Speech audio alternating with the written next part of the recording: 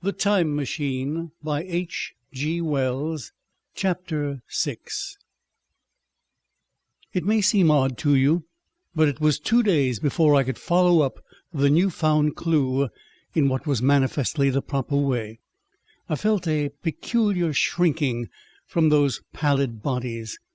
They were just the half-bleached colour of the worms and things one sees preserved in spirit in a zoological museum, and they were filthily cold to the touch. Probably my shrinking was largely due to the sympathetic influence of the Eloi, whose disgust of the Morlocks I now began to appreciate. The next night I did not sleep well. Probably my health was a little disordered. I was oppressed with perplexity and doubt. Once or twice I had a feeling of intense fear for which I could perceive no definite reason. I remember creeping noiselessly into the great hall where the little people were sleeping in the moonlight. That night Weena was among them, and feeling reassured by their presence, it occurred to me even then that in the course of a few days the moon must pass through its last quarter, and the nights grow dark, when the appearances of these unpleasant creatures from below, these whitened lemurs, this new vermin that had replaced the old, might be more abundant. And on both these days I had the restless feeling of one who shirks an inevitable duty. I felt assured that the time machine was only to be recovered by boldly penetrating these underground mysteries. Yet I could not face the mystery. If only I had had a companion, it would have been different. But I was so horribly alone, and even to clamber down into the darkness of the well appalled me. I don't know if you will understand my feeling, but I never felt quite safe at my back.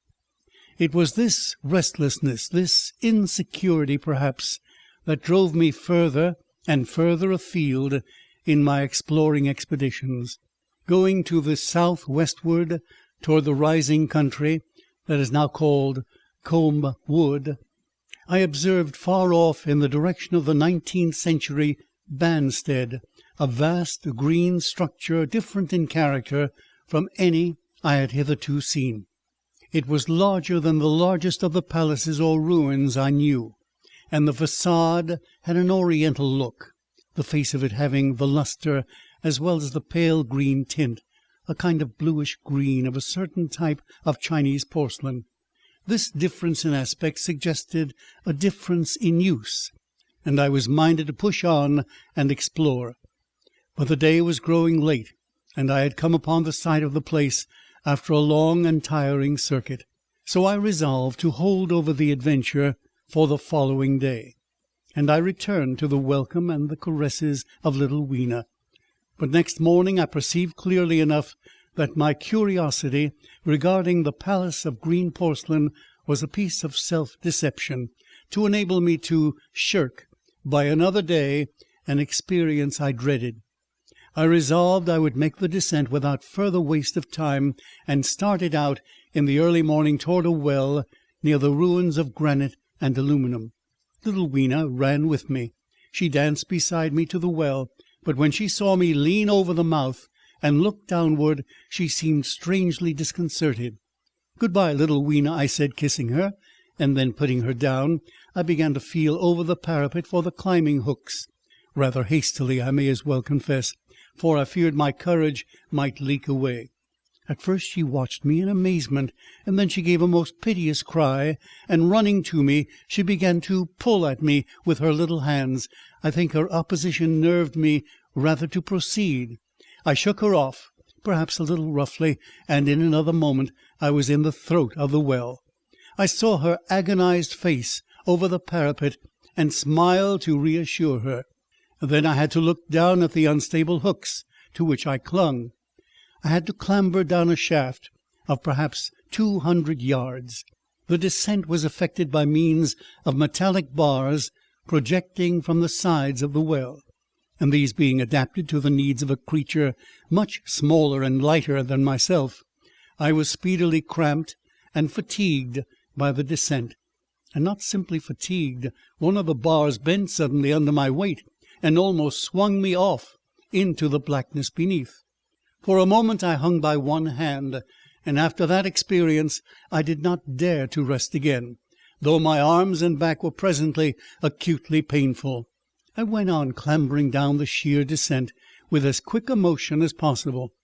Glancing upward, I saw the aperture, a small blue disc in which a star was visible, while little Weena's head showed as a round black projection. The thudding sound of a machine below grew louder and more oppressive. Everything save that little disc above was profoundly dark, and when I looked up again, Weena had disappeared. I was in an agony of discomfort. I had some thought of trying to go up the shaft again and leave the underworld alone, but even while I turned this over in my mind, I continued to descend. At last, with intense relief, I saw dimly, coming up, a foot to the right of me, a slender loophole in the wall. Swinging myself in, I found it was the aperture of a narrow horizontal tunnel in which I could lie down and rest. It was not too soon. My arms ached, my back was cramped, and I was trembling with the prolonged terror of a fall. Besides this, the unbroken darkness had had a distressing effect upon my eyes. The air was full of the throb and hum of machinery pumping air down the shaft. I do not know how long I lay. I was roused by a soft hand touching my face. Starting up in the darkness, I snatched at my matches, and hastily striking one, I saw 3 stooping white creatures, similar to the one I had seen above ground in the ruin, hastily retreating before the light. Living as they did in what appeared to me impenetrable darkness, their eyes were abnormally large and sensitive, just as are the pupils of the abysmal fishes, and they reflected the light in the same way. I have no doubt they could see me in that rayless obscurity, and they did not seem to have any fear of me apart from the light. But so soon as I struck a match in order to see them, they fled incontinently, vanishing into dark gutters and tunnels, from which their eyes glared at me in the strangest fashion. I tried to call to them, but the language they had was apparently different from that of the overworld people, so that I was needs left to my own unaided efforts.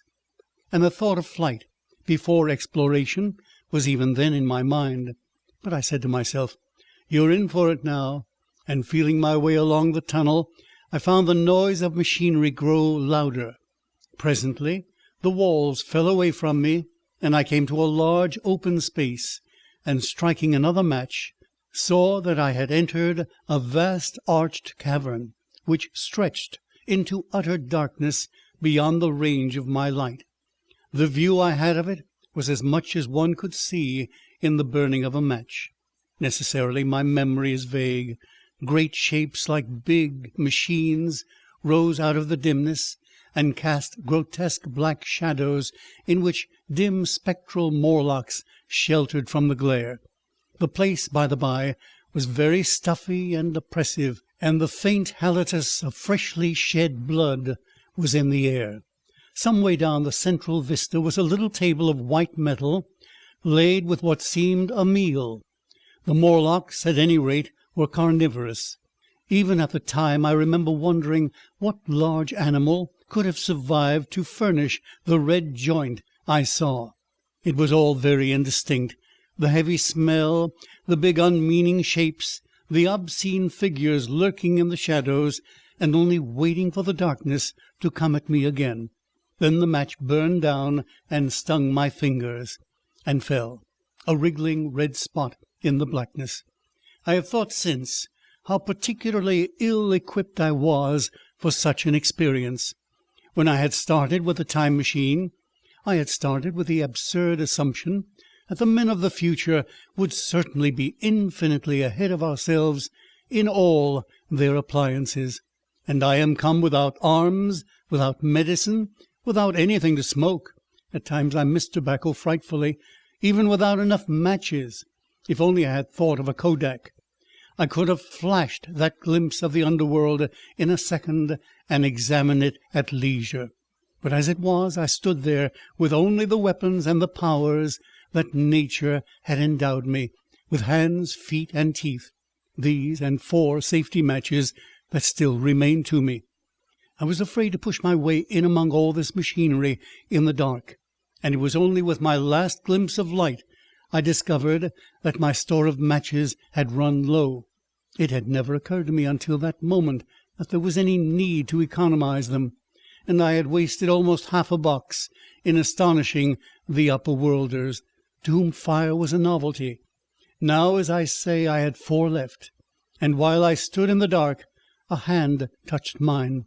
Lank fingers came feeling over my face, and I was sensible of a peculiar, unpleasant odour. I fancied I heard the breathing of a crowd of those dreadful little beings about me. I felt the box of matches in my hand being gently disengaged, and other hands behind me plucking at my clothing. The sense of these unseen creatures examining me was indescribably unpleasant. The sudden realization of my ignorance of their ways of thinking and doing came home to me very vividly in the darkness. I shouted at them as loudly as I could. They started away, and then I could feel them approaching me again. They clutched at me more boldly, whispering odd sounds to each other. I shivered violently and shouted again rather discordantly. Now, this time they were not so seriously alarmed, and they made a queer laughing noise as they came back at me. I will confess I was horribly frightened. I determined to strike another match and escape under the protection of its glare. I did so, and eking out the flicker with a scrap of paper from my pocket, I made good my retreat to the narrow tunnel. But I had scarce entered this when my light was blown out, and in the blackness I could hear the Morlocks rustling like wind among leaves and pattering like the rain as they hurried after me. In a moment I was clutched by several hands, and there was no mistaking that they were trying to haul me back. I struck another light and waved it in their dazzled faces. You can scarce imagine how nauseatingly inhuman they looked, these pale chinless faces and great lidless pinkish grey eyes, as they stared in their blindness and bewilderment. But I did not stay to look, I promise you. I retreated again, and when my second match had ended, I struck my third. It had almost burned through when I reached the opening into the shaft. I lay down on the edge, for the throb of the great pump below made me giddy, and then I felt sideways for the projecting hooks, and as I did so my feet were grasped from behind, and I was violently tugged backward. I lit my last match, and it incontinently went out. But I had my hand on the climbing bars now, and kicking violently, I disengaged myself from the clutches of the Morlocks, and very speedily clambered up the shaft, while they stayed peering and blinking up at me, all but one little wretch who followed me for some way and well nigh secured my boot as a trophy. That climb seemed interminable to me. With the last 20 or 30 feet of it, a deadly nausea came upon me. I had the greatest difficulty in keeping my hold. The last few yards was a frightful struggle against this faintness. Several times my head swam, and I felt all the sensations of falling. At last, however, I got over the well mouth somehow, and staggered out of the ruin into the blinding sunlight. I fell upon my face. Even the soil smelt sweet and clean, and then I remember Weena kissing my hands and ears, and the voices of others among the Eloi, and then for a time I was insensible. End of chapter 6.